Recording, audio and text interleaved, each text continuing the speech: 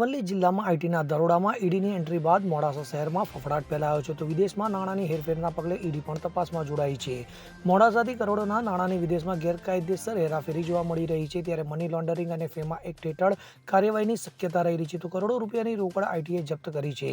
કેન્દ્રીય એજન્સીઓની 40 કલાકથી મેરેથોન તપાસ ચાલુ છે ત્યારે હજુ પણ ડોક્ટર બિલ્ડરની ઓફિસ અને મકાનમાં સર્ચ યથાવત છે તો મોટી કાર્યવાહી બાદ કાણું નાણું ધરાવતા લોકોમાં ફફડાટ ફેલાયો છે તો બ્લેક મનીને સગે વગે કરવા અનેક લોકો સક્રિય બન્યા છે। આ સમગ્ર મામલે કરોડોની ગોલમાલ સામે આવી શકે તેમ છે।